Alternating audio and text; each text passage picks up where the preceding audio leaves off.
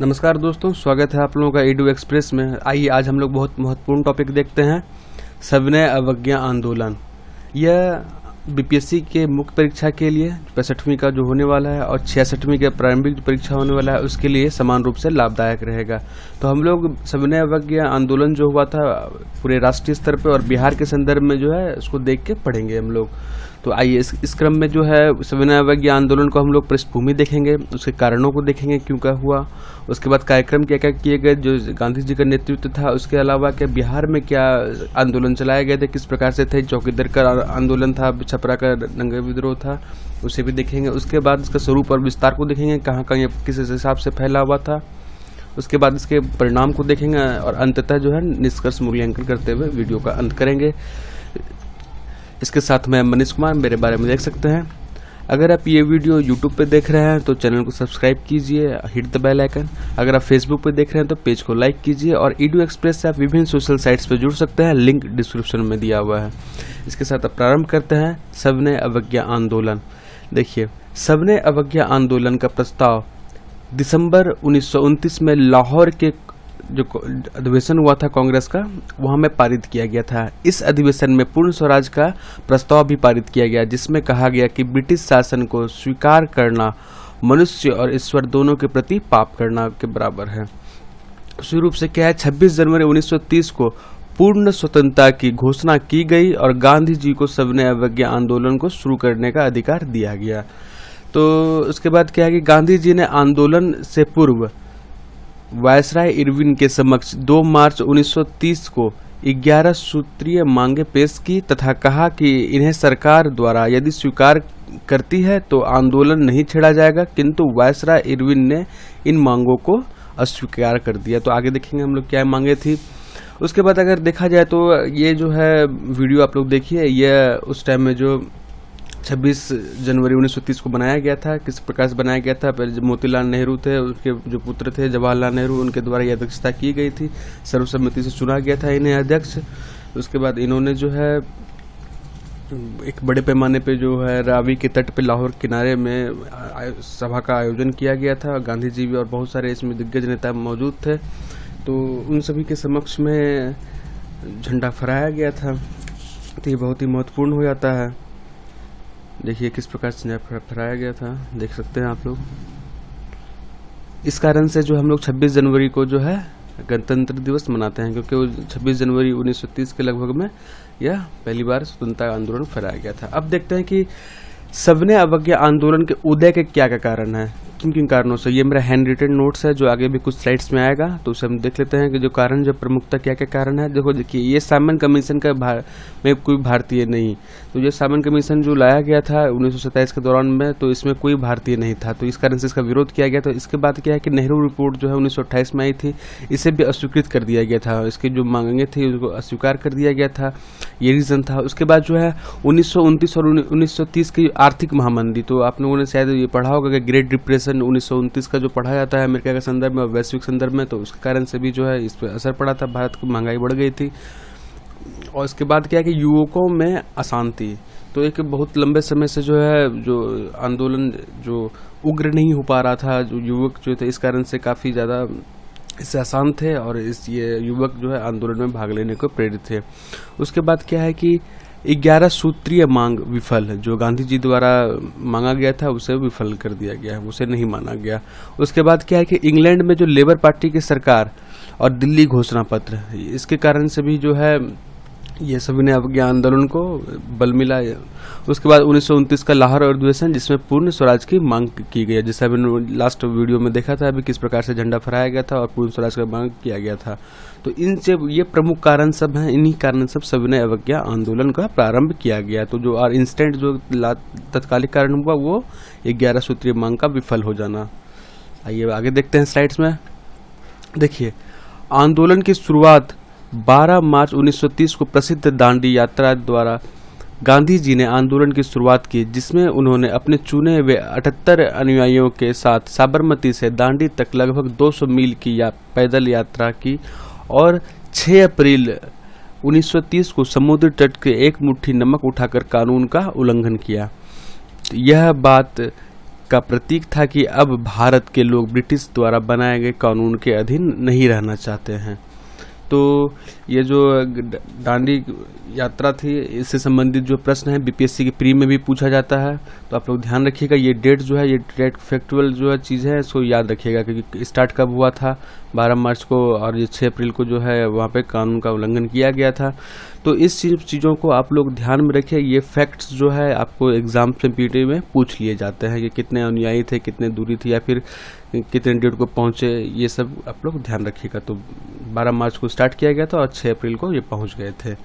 आइए आगे देखते हैं अब हम लोग। तो ये जो दांडी यात्रा देख सकते हैं, यहाँ पे ये साबरमती आश्रम है, यहाँ से प्रारंभ हुआ था, स्टार्टिंग पॉइंट था, और ये होते होते होते होते होते होते होते होते ये दांडी यात्रा जो है काफ़ी जो लंबा चलते हुए यह लास्ट में यहाँ पे दांडी के पास पहुँचा। देख सकते हैं यह जो है समुद्र के किनारे ही है दांडी, तो यहाँ पे ये पहुँच गया। आइए इस प्रकार से देखते हैं कि इस प्रकार इतने जो भीड़ देख रहे हैं, ये सब दांडी यात्रा की ही भीड़ है। इसमें जो है गांधी जी जो पहुँचे और नमक बनाकर कानून का उल्लंघन किया, ये देख सकते हैं। आइए अब आगे देखते हैं। आइए एक वीडियो देखते हैं कि किस प्रकार से उस टाइम में जो है सविनय अवज्ञा आंदोलन को प्रारंभ किया गया था, किस प्रकार से जो गांधी जी रूट मार्च कर रहे थे, देख रहे हैं। अब हम लोग इसी वीडियो देखने के साथ में ही जो गांधी जी द्वारा 11 सूत्रीय मांगे थे उन्हें देख लेते हैं, सुन लेते हैं, समझ लेते हैं। देखिए ये साथ में देखिए कि किस प्रकार से जो है लोग इसमें आंदोलन में भाग ले रहे थे, और गांधी जी के जो चलने के जो स्पीड है वो भी देखिएगा आप लोग, और आप लोग साथ में सुनिए 11 सूत्रीय मांगे। देखिए तो सामान्य हित के संदर्भ में जो मांगे थी वो थी कि सिविल सेवाओं तथा सेना के व्यय के रूप में 50% की कमी की जाए। उसके बाद दूसरा था कि नशीली वस्तुओं के विक्रय पर पूर्ण रोक लगाई जाए। उसका तीसरा था सीआईडी विभाग पर सार्वजनिक नियंत्रण हो तथा उसे खत्म कर दिया जाए। चौथा था शस्त्र कानून में परिवर्तन किया जाए तथा भारतीयों को आत्मरक्षा हेतु हथियार रखने का लाइसेंस दिया जाए। पांचवा था कि सभी राजनीतिक बंदियों को रिहा किया जाए, और छठा था डाक आरक्षण बिल पास किया जाए। अब देखिए कुछ जो मांगे थे विशिष्ट बुर्जुआ वर्ग के लिए थे, जैसे कि रुपये की विनिमय दर घटा के 1 शिलिंग 4 पैसे की जाए। उसके बाद था कि रक्षात्मक शुल्क लगाए जाए तथा विदेशी कपड़ों का आयात नियंत्रित किया जाए। उसके बाद 9वां था कि तटीय यातायात रक्षा विधेयक पास किया जाए। अब किसानों के लिए भी कुछ विशिष्ट मांगे थे, जैसे कि लगान में 50% की कमी की जाए, तथा लास्ट में 11वां मांग था कि नमक कर समाप्त किया जाए तथा नमक पर सरकारी एकाधिकार उसे खत्म कर दिया जाए। देखिए फरवरी जो है 1930 तक सरकार द्वारा इन मांगों के संबंध में कोई सकारात्मक न मिलने के कारण साबरमती में कांग्रेस कमेटी की बैठक हुई और निर्णय लिया गया कि जो सविनय अवज्ञा आंदोलन है उसे छेड़ दिया जाएगा। और ये जो मांगे थी, यह जो गांधी जी ने यंग इंडिया जो एक लेख लिखते थे उसमें ही इन्होंने यह लिखा था, यंग इंडिया में। ध्यान रखिएगा। तो आप लोग देख सकते हैं इस वीडियो में कि किस प्रकार से जो है जो पूरे जो देश के जो बहुत सारे जो लोग थे इस दांडी यात्रा में जुट चुके थे। देख सकते हैं कि जिससे उनके नमक बनाने के बाद देश के विभिन्न भागों में जो है नमक बनाने का कार्य किया गया। इसका प्रसार बहुत सारे क्षेत्रों में फैल गया था। इसका प्रसार तमिलनाडु, मालाबार, उसके बाद आपका आंध्र प्रदेश, उड़ीसा, असम, बंगाल, बिहार, पेशावर, अलग अलग बहुत सारे जगहों में इनका जो है आंदोलन इसका फैलते गया। तो देख सकते हैं किस प्रकार लोग जो है इस पर बड़े उभर रहे हैं। एक तरह से माना जाए तो अगर 1920 के दशक के बाद ये 1930 के दशक में ये बहुत महत्वपूर्ण है, और ये बड़ी पैमाने पर जो है लोगों द्वारा जो है इस आंदोलन में भाग लिया गया, और इसे बहुत बड़ा वृहद पैमाने पर आंदोलन बनाया गया। और देख सकते हैं कि किस प्रकार जो है अंग्रेजों द्वारा जो है निशंस दमन किया जा रहा है। उसके बाद भी जो सत्याग्रही हैं उनके द्वारा कोई प्रतिरोध नहीं दिखाया जा रहा है, वो शांतिपूर्ण तरीके से अपना विरोध कर रहे थे। उसके बाद देख रहे हैं कि लास्ट में जो अंततः जो है गांधी जी को पकड़ लिया गया था 5 मई को 1930 को, जिसे हम लोग आगे देखेंगे स्लाइड्स में। आगे बढ़ते हैं आगे। तो यह जो गांधी जी जब वहाँ से साबरमती से चल के दांडी जब पहुँचने वाले थे, तभी सरोजिनी नायडू जी ने उनका स्वागत किया गाँव के जब घुसने समय में दांडी गाँव में। ये देख सकते हैं बहुत ही सुंदर पेंटिंग बनाया गया है। आइए आगे देखते हैं। सॉरी।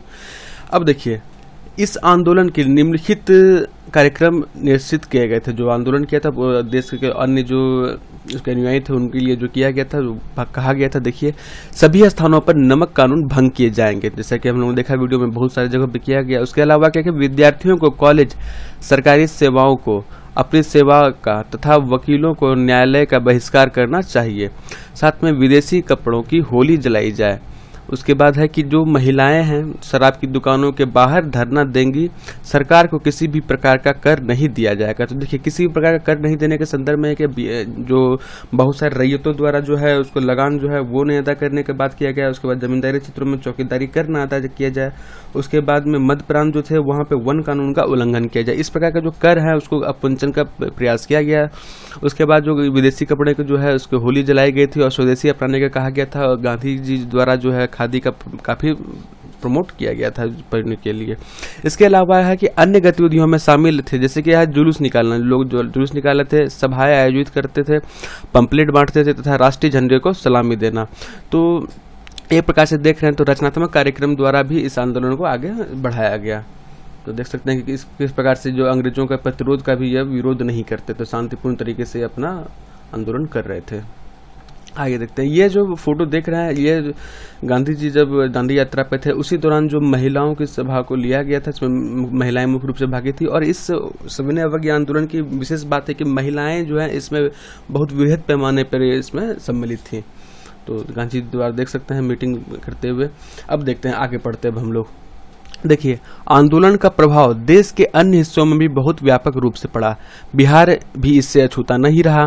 बिहार में भी नमक सत्याग्रह शुरू करने के लिए 6 अप्रैल 1930 की तिथि निश्चित की गई और डॉक्टर राजेंद्र प्रसाद द्वारा आंदोलन की रूपरेखा तैयार की गई। तो अगर पूछा जाए तो बिहार में जो है उसका लीड कौन कर रहे थे नमक सत्याग्रह का, तो डॉक्टर राजेंद्र प्रसाद कर रहे थे। तो ये फोटो में देख सकते हैं डॉक्टर राजेंद्र प्रसाद गांधी जी के साथ में, यानी 6 अप्रैल 1930 को बिहार में आरंभ हुआ। तो इसे आप लोग पीटी पॉइंट भी से जरूर ध्यान रखिएगा, 6 अप्रैल 1930 को इसी में डांडिया पहुंचे थे गांधी जी।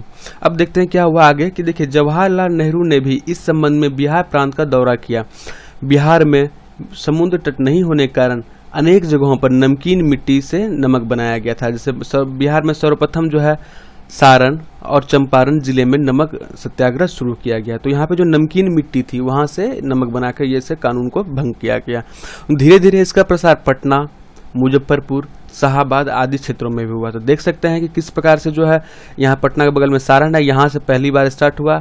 सारण के बाद आपका चंपारण जिला है, यहाँ पे हुआ। उसके बाद भी धीरे धीरे ये पटना, मुजफ्फरपुर, शाहाबाद ये सब जिलों में फैलते गया। तो और आगे के स्लाइड्स में भी बहुत सारा जो है बिहार के मानचित्र आएंगे, तो उसे आप लोग जरूर बार बार देखें कि आप लोगों को बिहार की अगर तैयारी कर रहे हैं तो आप लोगों को कौन जिला कहाँ पे स्थित है उसे ध्यान में होना चाहिए और एक दूसरे से कनेक्शन भी समझ में आना चाहिए। तो इस कारण से मैं बार बार स्लाइड्स में मैप का प्रयोग करूंगा। आगे देखते हैं हम लोग। अब देखिए, अब क्या होता है इधर कि मुजफ्फरपुर में 7 अप्रैल 1930 को स्थानीय नेताओं जैसे कौन कौन थे, जनकधारी प्रसाद, रामदयालु सिंह, ठाकुर रामानंद सिंह के नेतृत्व में नमक आंदोलन शुरू किया गया। तो पीटी में इससे प्रश्न में पूछ लिया था, जो भी आगे जितने भी देख रहे हैं लाल लाल सिंह तो वो बहुत ही इंपॉर्टेंट है। तो आप लोग ध्यान रखिएगा, पीटी में पूछ लिया जाएगा कि जैसे कि मुजफ्फरपुर से कौन कौन नेता थे, इसमें से 4-5 नाम दे देगा, इसमें कौन नहीं थे, इस प्रकार से पूछ सकता है। तो आप लोग ध्यान रखिएगा। तो मुजफ्फरपुर जो है यहाँ पे रहा आपका, तो यहाँ से जो है आपके जनकधारी प्रसाद, रामदयालु सिंह और ठाकुर रामानंद सिंह के नेतृत्व में हुआ था। उसके बाद पटना में बात किया जाए तो 16 अप्रैल 1930 को हुआ था। अंबिका कांत सिंह के नेतृत्व में नमक बनाकर कानून तोड़ा गया। तो पटना से कौन थे, ध्यान रखिएगा, अंबिका कांत सिंह। उसके बाद क्या है कि दरभंगा जिले में सत्यनारायण सिंह के नेतृत्व में तथा छपरा जी और सिवान में नमक राम रक्षित ब्रह्मचारी के नेतृत्व में भंग किया गया। तो दरभंगा में थे सत्यनारायण सिंह और छपरा सिवान में राम रक्षित ब्रह्मचारी। उसके बाद अगला क्या है कि सिवान में गौशाला के पास आश्रम में नमक सत्याग्रह शिविर लगाया गया और नमक की पुड़िया बेची गई। तो देखिए कि बहुत सारे जो सत्याग्रही द्वारा जो नमक कानून का भंग किया जा रहा था और नमक बनाया जा रहा था, उसे बहुत ही सस्ते रेट पे जो है विस्तृत किया जा रहा था, बेचा जा रहा था, बहुत ही कम दामों में बेचा जा रहा था। एक तरह से ये आंदोलन में शरीक होने का भी एक तरीका था। तो इस प्रकार से देख सकते हैं मैप में कौन जिला कहाँ पड़ता है। आगे बढ़ते हैं अब हम लोग। देखिए क्या है, धीरे धीरे आंदोलन अपनी चरम अवस्था को प्राप्त करने लगा, लेकिन इसके साथ ही सरकार का दमन चक्र भी कठोर होता चला गया। लगभग 13,000 लोगों को बंदी बनाया गया। तो देखिए बृहद पैमाने पर सरकार द्वारा दमन किया गया था, 13,000 लोगों को बंदी बनाया गया था। इसके बाद पटना में 16 से 21 अप्रैल 1930 के बीच लोगों ने कई बार प्रदर्शन किए। जिसके कारण उनको पुलिस की मार एवं अत्याचार झेलने पड़े, लेकिन लोगों ने सहनशीलता का परिचय देते हुए इन अत्याचारों को धैर्य के साथ झेला। जैसे हम लोगों ने सभी वीडियो जो स्लाइड्स था उसमें देखा था किस प्रकार जो पुलिस द्वारा जो अत्याचार किया जा रहा था, आंदोलन को रोकने के लिए पूरा नृशंस दमन किया जा रहा था, तो लेकिन उसके बाद भी सहनशीलता का परिचय देते हुए ये आगे आंदोलन को लेके जा रहे थे। अब हम लोग देखते हैं आगे कि देखिए, ये देख सकते हैं इसको दमन का विरोध कर रहे थे, ये आगे बढ़ रहे थे साथ में।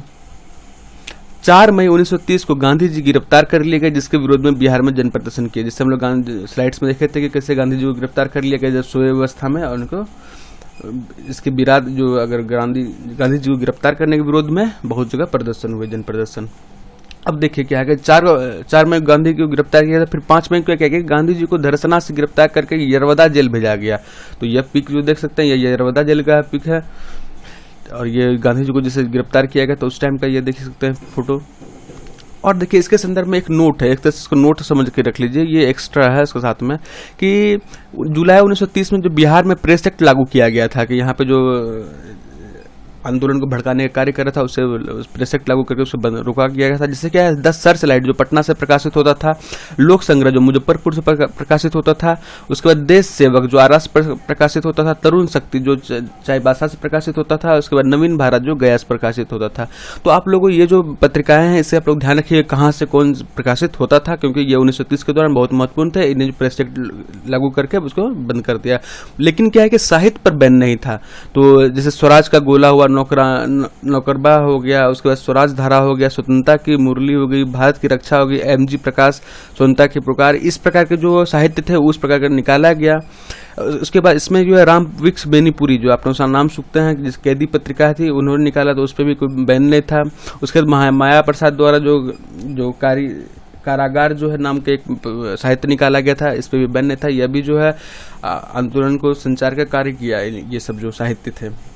तो आइए अब हम लोग आगे देखते हैं, गांधी जी गिरफ्तार हुए, अब आगे क्या हुआ कि देखिए बिहार में इसका विरोध हुआ था। बिहार प्रदेश कांग्रेस कमेटी ने 9 मई को 1930 को शराब एवं विदेशी वस्त्रों की दुकान के आगे धरना देने का प्रस्ताव किया। तो देख सकते हैं अभी के समय में अगर देखा जाए तो बिहार में शराब की बंदी है, तो कहीं ना कहीं ये जो शराबबंदी का और इस प्रकार का जो चीजें थे ये आज़ादी के पहले भी यहाँ बिहार में और देश भर में लागू थी या फिर हो रही थी।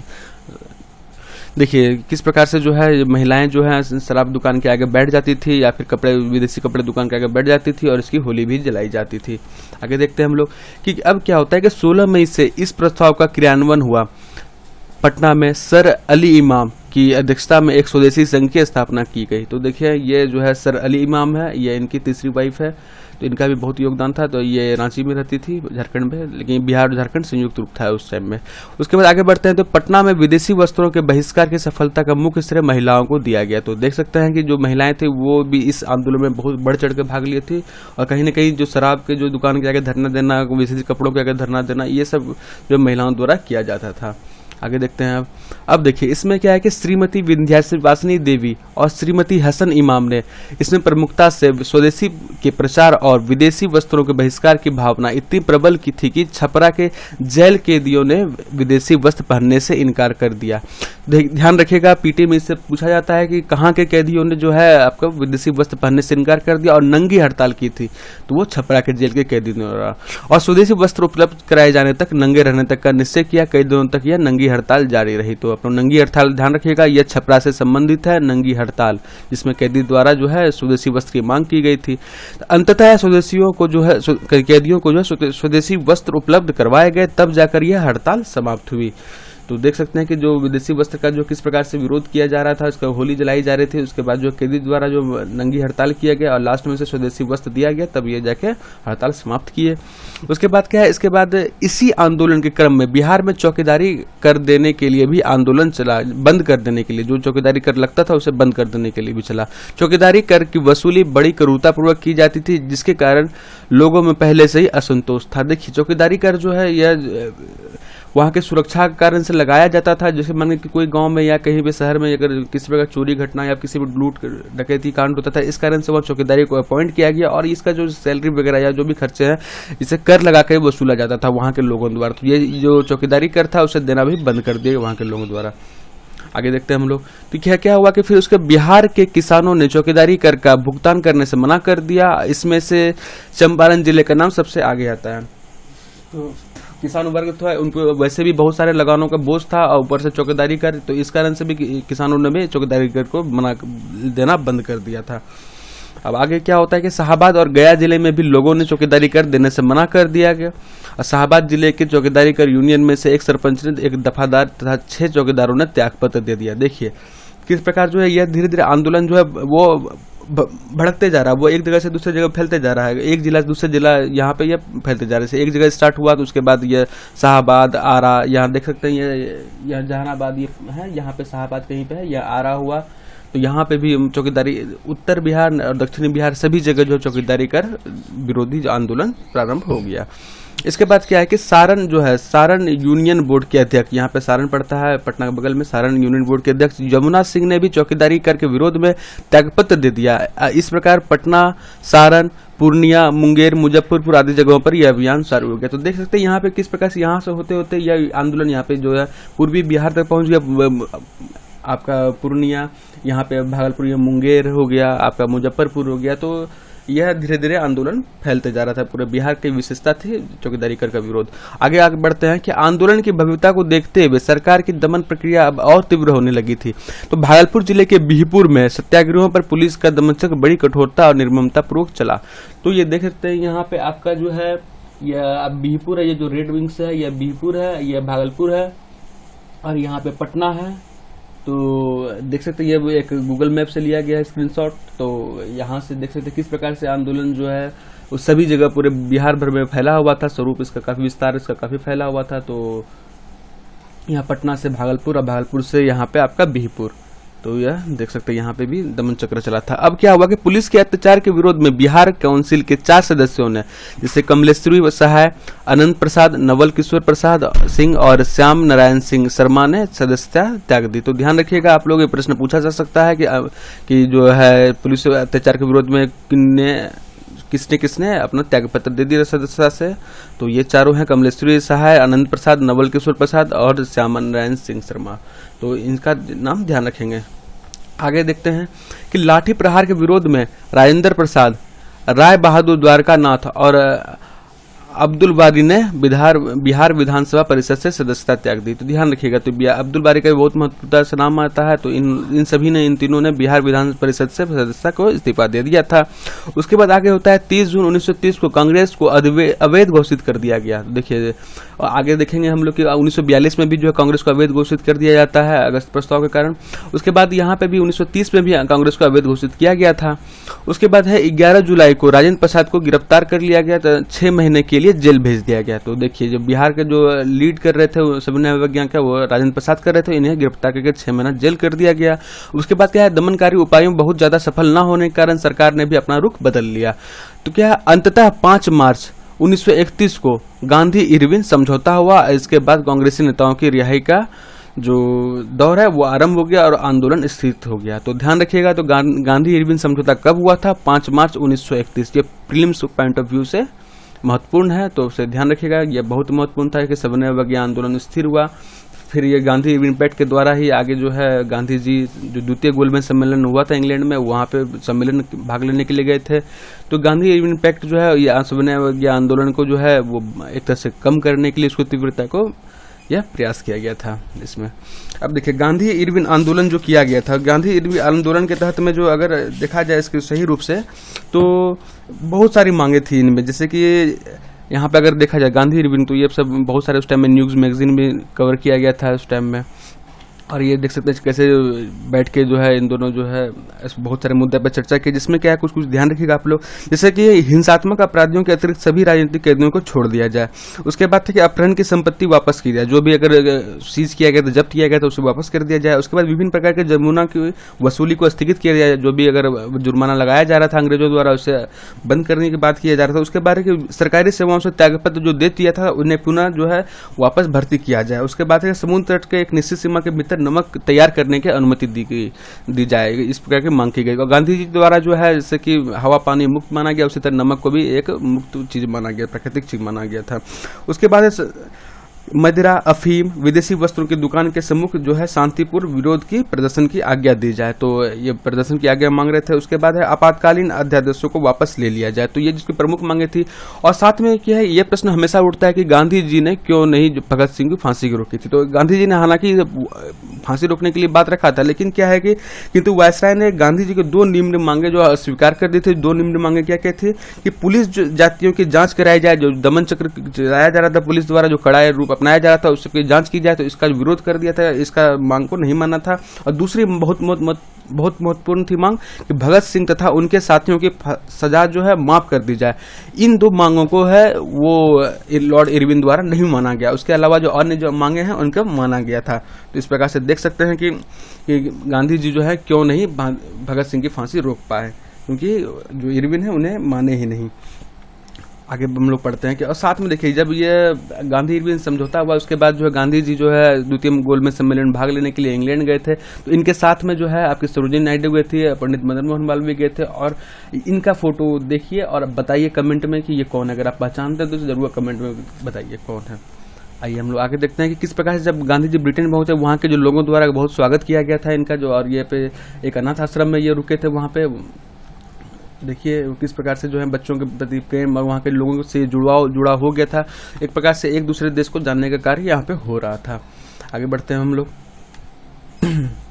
देखिए अब आगे क्या होता है कि आगे चलकर ब्रिटिश सरकार और भारतीय नेताओं के बीच द्वितीय जो गोलमेज वार्ता हुई थी वो विफल रही। देखिए आगे देखेंगे हम लोग क्यों विफल रही। इसके फलस्वरूप जो है आंदोलन पुनः प्रारंभ हो गया था। तो 4 जनवरी 1932 को बृजकिशोर प्रसाद, देखिए तो ये जो द्वितीय गोलमेज सम्मेलन हुआ था तो एक तरह से यह विफल रहा था। जो अपेक्षाएं थी कांग्रेस की वो पूर्ण नहीं हो पाई थी। तो ये देख सकते हैं कि किस प्रकार गोलमेज सम्मेलन में एक तरह से यह गोलमेज सम्मेलन जो है कहीं न कहीं जो भारतीयों को ब्रिटिश के समकक्ष एक तरह से बैठने का अवसर प्रदान किया था। और यह मदन मोहन मालवीय जी है। और ये देख सकते हैं कि यह जो एक तरह से बराबरी का दर्जा प्रदान किया गया था भारतीयों को। अब आगे क्या हुआ था कि 4 जनवरी 1932 को बृजकिशोर प्रसाद, ये देख सकते हैं फोटो में, राजेंद्र प्रसाद, मथुरा प्रसाद, कृष्ण वल्लभ सहाय, जगत नारायण लाल आदि को बंदी बना लिया गया। तो फिर से गांधी जी इन 5 को बंदी बना लिया गया। और क्या है कि 26 जनवरी 1932 को फिर समस्त बिहार में स्वाधीनता दिवस मनाया गया। तो ध्यान रखिएगा, तो सबसे पहले कब बनाया गया था? 26 जनवरी 1930 को। कहाँ पे? लाहौर जो अधिवेशन हुआ था वो कहाँ? रावी नदी के तट के किनारे। आगे देखते हैं अब हम लोग कि अब इसके विरोध सरकार ने निर्दयतापूर्वक ढंग से दमन प्रारंभ किया।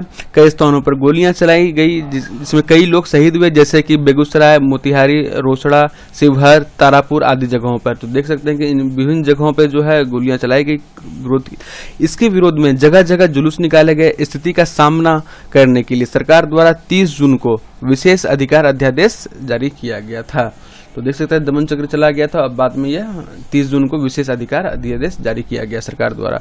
अब क्या है कि इसी समय जो इंग्लैंड के प्रधानमंत्री सर रमजे मैकडोनाल्ड द्वारा भारत की सांप्रदायिक समस्या के समाधान के लिए 16 अगस्त 1932 को एक योजना प्रकाशित की गई, जिसमें सांप्रदायिक पंचायत है कम्युनल अवार्ड कहा गया। तो देखिए, तो सांप्रदायिक पंचायत जो है यह जो है द्वितीय गोलमेज सम्मेलन के बाद आया था। ये देख सकते हैं, यह जो है आपका फोटो है आपको डॉक्टर जो सर रमजे मैकडोनाल्ड का। कम्युनल अवार्ड के तहत जो है आरक्षण की व्यवस्था की गई थी जो दलित वर्ग थे उसके, लेकिन जो है गांधी जी द्वारा तीव्र विरोध किया गया और पुनः पैक्ट किया गया, जिसमें जो है ये डॉक्टर जो है अम्बेडकर द्वारा और गांधी जी द्वारा पुनः पैक्ट किया गया, जिसमें पहले जो आरक्षण के 74 सीटें गई थी उसको बढ़ा के 147 सीटें कर दी गई थी। तो इस प्रकार से कम्युनल अवार्ड को निरस्त करने का कोशिश किया गया था। गांधी जी द्वारा सांप्रदायिक प्रचार के विरुद्ध में हरिजन के उद्धार का आह्वान किया गया था। बिहार में हरिजन सेवा संघ की अनेक शाखाएं खोली गई। तो देखिए ध्यान रखिएगा कि हरिजन के उद्धार के लिए 1932 में ही जो है हरिजन की नामक पत्रिका भी प्रारंभ किया गया था और उसके जो संगठन भी बनाया गया। तो बिहार में भी यह एक तरह से हरिजन सेवा संघ बनाया गया जहाँ पे अस्पृश्यता का विरोध किया जाए और उनको भी दर्जा उनको भी मुख्य धारा में लाया जाए। तो इस प्रकार से आपको देख सकते हैं कि इसका ध्येय वाक्य जो है अस्पृश्यता जल रही है तो मानव का हृदय कमल खिल उठा। तो ये जो है ये इसका टैगलाइन था। इस प्रकार से यह आंदोलन हरिजन के उद्धार के लिए प्रारंभ हो गया था। तो अब आगे देखते हैं क्या कि देखिए इसके बाद क्या होता है कि गांधी जी ने सामूहिक सविनय अवज्ञा के स्थान पर 12 जुलाई 1933 को व्यक्तिगत सविनय अवज्ञा का प्रस्ताव रखा है। बिहार में इसका काफ़ी अच्छा प्रभाव देखा गया। लगभग 900 सत्याग्रही जेल भेजे गए।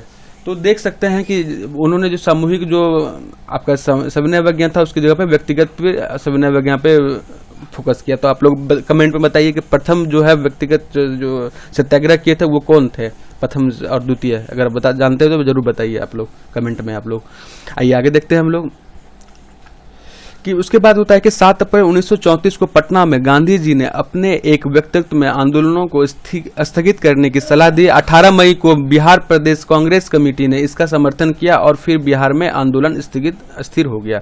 तो यहाँ देख सकते हैं कि 18 मई को बिहार जो है इसका समर्थन किया व्यक्तिगत सत्याग्रह को, और फिर यह आंदोलन समाप्त होते गया। तो यह आंदोलन जो एक सामूहिक जन विद्रोह के रूप में था, फिर धीरे धीरे यह व्यक्तिगत पे आ गया, मूव हो गया। तो देख सकते हैं कि अब अंततः इसको निष्कर्ष के रूप में देख सकते हैं कि इस आंदोलन के प्रभाव निर्णायक रहे और इससे बिहार के लोगों में राजनीतिक चेतना प्रबल हुई। इस आंदोलन के क्रम में ऐसे भारतीय अधिकारी और कर्मचारी जिनका झुकाव पुलिस और प्रशासन से था, उनका सहानुभूति भी राष्ट्रीय आंदोलन के प्रति जागृत होता गई और जिससे राष्ट्रवाद को बढ़ावा मिला। इसके अतिरिक्त बिहार में युवा आंदोलन एवं महिला आंदोलन को भी बढ़ावा मिला और ऐसे आंदोलन आगे भी जोर पकड़ने लगे। तो ध्यान रखिएगा आप लोग, जो युवाओं का और महिलाओं का था, इसके साथ भी अन्य वर्ग का भी जैसे सपोर्ट मिला, इस कारण से ये जन आंदोलन बन चुका था। तो इस कारण से हम लोग मूल्यांकन और इसका निष्कर्ष देख सकते हैं। अब हम लोग देखते हैं कि अभी तक में जो हम लोगों ने पढ़ा तो एक फ्लो चार्ट के रूप में देख सकते हैं। ये जितने भी आगे आएंगे मेरे पर्सनल नोट्स हैं, इसे आप लोग देख सकते हैं कि कारण क्या क्या था, कि ये सब मुख्य पॉइंट हैं। उसके बाद प्रारंभ जो बिहार में किया गया था, क्या क्या था, 12 मार्च 1930 को दांडी यात्रा प्रारंभ और 6 अप्रैल को खत्म पहुंचा था। तो आंदोलन बिहार में जो है 15 अप्रैल को 6 अप्रैल को स्टार्ट किया गया। तो वैसे ध्यान रखिएगा 15 अप्रैल 1930 में किया गया था। सारण में नमकीन मिट्टी से नमक बनाया गया था। चंपारण, गया, भागलपुर, मुंगेर, इन सब जगहों पर भी बनाया गया। फिर उसके बाद राजेंद्र प्रसाद, श्री कृष्ण सिंह, बलदेव साहब, जो मोहम्मद जुबेर थे, हुसैन थे, बिपिन बिहारी वर्मा, इन सब मुख्य जो नेताएं थे वहाँ बिहार में सविनय अवज्ञा आंदोलन के दौरान सक्रिय थे। उसके बाद क्या कि चौकीदारी कर का आंदोलन का विरोध किया गया था। तो ये ध्यान रखिएगा आप लोग। उसके बाद नंगी हड़ताल थी, वो आपको छपरा में किया गया था, ये भी ध्यान रखिएगा। उसके 5 मार्च 1931 को गांधी इरविन समझौता हुआ, जिसके बाद इस आंदोलन स्थगित हो गया। उसके बाद फिर से पुनः स्टार्ट हुआ था, जिसमें व्यक्तिगत सत्याग्रह को फोकस किया गया था। उसके बाद के परिणाम में देख सकते हैं कि 1933 में आंदोलन वापस लिया गया, असफल हो गया। लेकिन क्या भारत छोड़ो आंदोलन का मार्ग प्रशस्त हुआ और व्यक्तिगत सत्याग्रह इस तरह के जो है आने वाले आंदोलन को यह मार्ग प्रशस्त किया। उसके बाद बिहार की जो महिलाओं की जो अधिक मुक्तिदाता था, यह बिहार की महिलाओं के लिए अधिक मुक्तिदाता था। बिहार के संदर्भ में यह महिलाओं को सशक्तिकरण करने के लिए महत्वपूर्ण था। अब आगे देखते हैं हम लोग कि देखिए, अब सविनय अवज्ञा आंदोलन को चाहे तो इस फ्लो चार्ट में बना सकते हैं आप लोग। तो भूमिका इसकी जो हुए, घटनाक्रम हुए, गांधी में समझौता, 11 सूत्रीय मांग और जो अन्य कारण थे। उसके बाद कार्य पद्धति जो थी इसकी, नमक, चौकीदारी कर, इस प्रकार के। उसके कार्यक्रम जो थे इसके, कार्यक्रम जो देख सकते हैं, नमक बनाना था, अस्पृश्यता का उन्मूलन था, उसके विदेशी कपड़ों का त्याग करना था, बहिष्कार करना था, शराब की दुकानों पर धरना देना था, सरकारी स्कूलों, कॉलेज और नौकरी का विरोध करना था, बहिष्कार करना था। उसके बाद चरखा चलाना, खादी उद्योग लगाना, इस प्रकार के जो रचनात्मक कार्यक्रम थे और जो बहिष्कार कार्यक्रम थे उनका भी सामूहिक रूप से कार्यक्रम में निरूपण किया गया। उसके बाद अगर इसके बिहार में सविनय अवज्ञा आंदोलन का देखा जाए तो कौन कौन नेता थे, जैसे राजेंद्र प्रसाद, श्री कृष्ण सिंह, अंबिका सिंह, स्वामी शाहजानंद और बहुत सारे इसमें नेता थे इसमें भागीदार। उसके भागीदारी की अगर बात की जाए तो भागीदारी ये देख सकते हैं, भागीदारी है ये। भागीदारी में अगर किया जाए महिला वर्ग इसमें बहुत महत्वपूर्ण था, जिसमें विन्यासिनी देवी, प्रभावती देवी, सरस्वती देवी, उसके बाद चंद्रावती देवी, नंदावती देवी, इस जो महिलाएं थी उनका बहुत प्रमुखता से योगदान था। वकीलों, बुद्धिजीवी वर्ग की बात की जाए तो वकील हो गए, आपके सरकारी नौकर हो गए, उसके बाद लेखक हो गए, उसके बाद साहित्यकार हो गए, ये सब जो बुद्धिजीवी वर्ग थे इनका भी काफी योगदान था।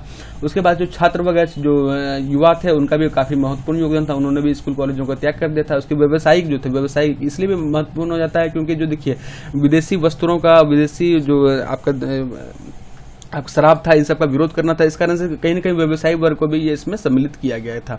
उसके बाद उद्योगपति जो थे वो भी इसमें सम्मिलित हुए। उसके बाद कैदी जैसे हुए, कैदी वर्ग भी सम्मिलित हुए, जैसे छपरा का भी आप लोग देख सकते हैं, नंगी हड़ताल। उसके बाद मुस्लिम वर्ग थे, मुस्लिम वर्ग भी इसमें सम्मिलित हुए, जिससे राष्ट्रीय परिप्रेक्ष्य और बिहार का परिप्रेक्ष्य में देखा जा सकता है। जिसमें बिहार के परिप्रेक्ष्य में आपका अब्दुल बारी का महत्वपूर्णता से नाम लिया जाता है, मोहम्मद जुबैर का नाम लिया जाता है, उसके बाद हसन इमाम का नाम लिया जाता है, मजरुल हक। तो आप लोग जो ये 4 नाम देख रहे हैं, यह बिहार का जो सविनय अवज्ञा आंदोलन हुआ था बिहार में, यह मुस्लिम जो नेतृत्व कर रहे थे, साथ में यह संयुक्त रूप से कांग्रेस में जुड़े हुए थे। आगे बढ़ते हम लोग। देखिए, सविनय अवज्ञा आंदोलन के दौरान बिहार का जो था वो एक तरह से रिवाइज कर लेते हैं। जो भीमपुर सत्याग्रह हुआ, सदाकत आश्रम कब्जे में लेना, यह बिहार के संदर्भ में, विशेष संदर्भ में है। ध्यान रखिएगा आप लोग। उसके बाद जैसे नंगी हड़ताल हुआ थे छपरा में, जिसे इसका जो लीडर थे वो राम विनोद थे। उसके बाद चौकीदारी करके जो विरोध हुआ था वो चंपारण, सारण, पटना, मुंगेर, भागलपुर, मुजफ्फरपुर, गया, इन सब में हुआ था। उसके बाद क्या हुआ कि आपका बेगूसराय गोलीकांड हुआ था। डीएसपी जो बशीर द्वारा जो 6 लोगों की मृत्यु कर दी गई थी जब ये आंदोलन कर रहे थे अहिंसात्मक आंदोलन, तभी इनका डीएसपी बशीर द्वारा 6 लोगों का जो भीड़ पे गोली चला के हत्या कर दी गई। उसके बाद क्या द्वितीय गोल सम्मेलन हुआ था, जैसा कि हम लोग जानते हैं गांधी इरविन समझौता हुआ। तो उसके बाद द्वितीय गोल सम्मेलन में गांधी जी भाग लिए थे। उसके बाद पुनः प्रारंभ हुआ, जिसका अब विफल रहा, कम्युनल अवार्ड दिया गया। तो उसके बाद से फिर से प्रारंभ किया गया था। इसमें लास्ट में जो तारापुर गोली कांड वगैरह हुआ था 15 फरवरी 1932 को झंडा दिवस मनाया गया इसका। और इसके आगे अगर देखा जाए तो आपका व्यक्तिगत सत्याग्रह भी स्टार्ट हुआ, व्यक्तिगत सत्याग्रह। तो आप लोग ध्यान रखिएगा आप लोग। तो इस क्रम से यह बढ़ता गया। अब आगे देखते हैं हम लोग। तो अब क्षेत्र विस्तार की बात की जाए तो देखिए, अब जो मैंने डिस्ट्रिक्ट वाइज जो है सभी जो प्रमुख नेता हैं उसका नाम अंकित कर दिया है। ये नोट से है मेरा टोटल। और इससे प्रश्न पूछ दिए जाते हैं कि सविनय अवज्ञा आंदोलन के दौरान भागलपुर से कौन कौन नेतृत्व कर रहे थे, उसके मोतिहारी से कौन कर रहे थे, मुजफ्फरपुर से कौन कर रहे थे, शिवहर से कौन कर रहे थे, दरभंगा से कौन कर रहे थे। तो इस प्रकार के प्रश्न पूछ लिए जाते हैं। तो आप लोग को जरूर एक बार जो है स्पीड से एक बार देखते हुए हम लोग इसको अंत करेंगे वीडियो का। तो देखिए बिहार के संदर्भ में तो राजेंद्र प्रसाद को लिया ही जाता है। अब देखिएगा सारण और चंपारण के संदर्भ में, सारण में घर घर नमक बनाने का कार्यक्रम स्टार्ट किया गया था। चंपारण के संदर्भ में बात किया जाए तो बिपिन बिहारी वर्मा, सारण चंपारण में दोनों संयुक्त रूप से बिपिन बिहारी वर्मा कर रहे थे नेतृत्व। चंपारण के संदर्भ में बात किया जाए तो राम लोहन सिंह, उसके बाद जमुना प्रसाद, उसके बाद बैजनाथ मिश्र, लक्ष्मीकांत ओझा, तो ये जो है चंपारण के थे। उसके बाद मोतिहारी की अगर बात किया जाए, मोतिहारी राम अवतार सिंह थे, प्रोफेसर कृपलानी थे एंड राजेंद्र प्रसाद वगैरह, ये मोतिहारी संबंधित थे। मोतिहारी में क्या है, पिपरिया और फुलवरिया, यहाँ पे भी नमक बनाने का कार्य किया गया था। उसके बाद अगर भागलपुर की बात किया जाए तो दीपनारायण सिंह, महादेवी लाल सराफ और रामेश्वर नारायण अग्रवाल, तो ये जो 3 नेता थे यहाँ पे भागलपुर में थे। और उसके अलावा क्या है, शिवहर की बात किया जाए तो जमींदार ठाकुर नवाब सिंह थे। उसके दरभंगा की बात किया जाए तो रामानंद मिश्र थे, सत्यनारायण सिंह थे। ये 17 अप्रैल 1930 को यह आंदोलन प्रारंभ किया गया था। पिपरा में भी यह प्रारंभ किया गया था नमक बनाने का। उसके बाद अगर देखते हैं हम लोग तो आप लोग देख सकते हैं कि इसमें कहाँ पूरे जो क्षेत्र विस्तार है इसका काफी बड़ा है, व्यापक है। अगर मुंगेर की बात की जाए तो श्री कृष्ण सिंह और नंद किशोर सिंह, जो मुंगेर आपको कहाँ पड़ता है, यहाँ पे श्री कृष्ण सिंह, नंद किशोर सिंह, गढ़पुड़ा और चौकी में हुआ था और चौकी जारी कर विरोध और नमक आंदोलन हुआ था। उसके बाद भागलपुर में अगर बात किया जाए तो 3 नेताओं का नाम हम लोग देख चुके हैं, एमएलएस और डीएस और आरए, ये जो तीनों नेता हैं ये देख सकते हैं। ये जो आपका दीपनारायण सिंह, महादेवी लाल सराफ और रामेश्वर नारायण अग्रवाल, तो ये है। उसके बाद है कैलाश बिहारी लाल है और उसके बाद जुरहल हसन हाशमी है। तो ये जो है भागलपुर के नेतृत्व कर रहे थे। उसके बाद पटना की बात की जाए तो प्रमुखता से पटना यहाँ पे आपका है कि 16 अप्रैल से 21 अप्रैल के बीच 1930 में चला था। अंबिका कांत सिंह थे, उसके बाद जसूलाल गुप्ता थे, अब्दुल बारी थी, उसके बाद अनुग्रह नारायण थे, रामवृक्ष बेनीपुरी और रामनाथ थे। तो ये सब जो प्रमुख नेता थे। अब ध्यान रखिएगा ये जो कोइलवर पुल है अब्दुल बारी के नाम पे है। कोइलवर पुल जो है बहुत लंबा पुल है, तो ध्यान रखिएगा इसी के नाम पे किया गया था। अब देखा जाए कि अब हम लोग जो सविनय अवज्ञा आंदोलन का अगर कंपैरिजन किया जाए राष्ट्रीय परिप्रेक्ष्य और बिहार के परिप्रेक्ष्य में, तो यह एक तरह से पूछा जा सकता है। तो फिर आप जानकारी के लिए भी ध्यान रखिए कि राष्ट्रीय परिप्रेक्ष्य और बिहार के परिप्रेक्ष्य में किस प्रकार से भिन्न था या फिर समानता था। तो बुद्धिजीवी वर्ग के संदर्भ में अगर देखा जाए तो देखिए राष्ट्रीय आंदोलन के परिप्रेक्ष्य में असहयोग आंदोलन की तुलना में अपेक्षाकृत कम भागीदारी थी बुद्धिजीवी वर्ग का। लेकिन क्या है कि बिहार के संदर्भ में क्या है, बुद्धिजीवी वर्ग द्वारा बढ़ चढ़ कर हिस्सा लिया गया। जैसे कि लेखक आप देख सकते हैं रामवृक्ष बेनीपुरी और अन्य साहित्यकार द्वारा भी काफी लेखक लिखा गया और वकील और भी जो सरकारी नौकर द्वारा त्यागपत्र दिया गया। बहुत सारे जो प्रिवी काउंसिल थे या फिर जो भी विधान परिषद था वहां के द्वारा इस्तीफा दिया गया। तो इस कारण से बुद्धिजीवी वर्ग का बिहार में कुछ ज्यादा था वर्चस्व। उसके बाद क्या मुसलमानों की भागीदारी, तो अगर राष्ट्रीय परिप्रेक्ष्य में देखा जाए अपेक्षाकृत कम है, लेकिन अगर बिहार में देखा जाए तो बढ़ चढ़ कर ज्यादा हिस्सा है। जैसे हम लोग कुछ मुसलमान नेताओं के बारे में देखे, अब्दुल बारी थे, हसन इमाम थे और भी जो अन्य नेता थे उनके बारे में देखे। उसके बाद है कि पुलिस प्रशासन की भूमिका का देखा जाए तो हमदर्दी एवं सहानुभूति नहीं थी, क्योंकि यहाँ पे जो दमन चक्र चल रहा था, जैसे हम लोगों ने तभी स्टार्टिंग में वीडियो में देखा और आगे के स्लाइड में देखा कि किस प्रकार से जो है पुलिस द्वारा दमन किया जा रहा था। तो पूरे राष्ट्रीय परिप्रेक्ष्य में, लेकिन बिहार के परिप्रेक्ष्य में देखा जाए तो यहाँ पे हमदर्दी सत्याग्रहियों के प्रति थी। बहुत सारे जो आंदोलन थे, बहुत सारे जो रैली थे, जुलूस थे, उसमें महिलाओं की काफी भूमिका थी। महिलाएं जो हैं वो काफी अग्रणी रूप से आगे रहती थी। तो और यहाँ के जो पुलिस थे वो महिलाओं के प्रति एक तरह से एक सॉफ्ट व्यवहार करके कारण भी यहाँ पे जो हमदर्दी की भावना थी सत्याग्रहों के प्रति।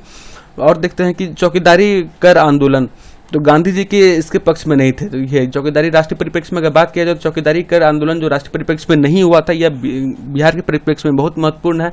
गांधी जी की इच्छा न होने के बावजूद भी प्रभावी था आपके बिहार में। तो आप देख सकते हैं कि बिहार के भी जो चौकीदारी यूनियन के भी बहुत सारे जो है अध्यक्ष या फिर बहुत सारे जो सदस्य हैं उसको बहिष्कार कर दिए थे चौकीदारी यूनियन का। तो इस कारण से देख सकते हैं किस प्रकार से आगरा, मुजफ्फरपुर, बहुत सारे पूर्णिया, भागलपुर, इन सब जिलों में चौकीदारी कर विरोध किया गया था जो राष्ट्रीय परिप्रेक्ष्य में नहीं हुआ था। अब बहिष्कार की बात की जो उतना प्रभावी नहीं था, लेकिन बिहार में अगर बहिष्कार की बात करें बिहार में कहीं अधिक प्रभावी था। तो जैसे कि आपका शराब की दुकान पे धरना देना, उसके बाद विदेशी वस्त्रों का धरना जो है, उसका होली जलाना, इस प्रकार का जो चीज़ें बहिष्कार वाला चीज़ें बिहार में वो बढ़ चढ़ कर किया गया था। तो इस दोनों का कंपेरेटिव स्टडी कर लिया हम लोग। इस प्रकार से आप लोगों को मेरे ख्याल से काफ़ी अच्छे समझ में आया होगा। और गांधी जी के संबंध में एक काफ़ी अच्छा वीडियो है, 1.5-2 घंटे का फिल्म है एक तरह से, उसे आप लोग जरूर देखिएगा। उसका लिंक मैं डिस्क्रिप्शन में डाल दूंगा, आप जरूर देखिए उस मूवी को। इस प्रकार से वीडियो समाप्त होता है। अगर आपको अच्छा लगा तो लाइक कीजिए, दोस्तों के बीच शेयर कीजिए और इस चैनल को सब्सक्राइब कीजिए और hit the bell icon for latest update. मिलते हैं हम लोग अगले वीडियो में। Thanks for watching. तब तक के लिए धन्यवाद।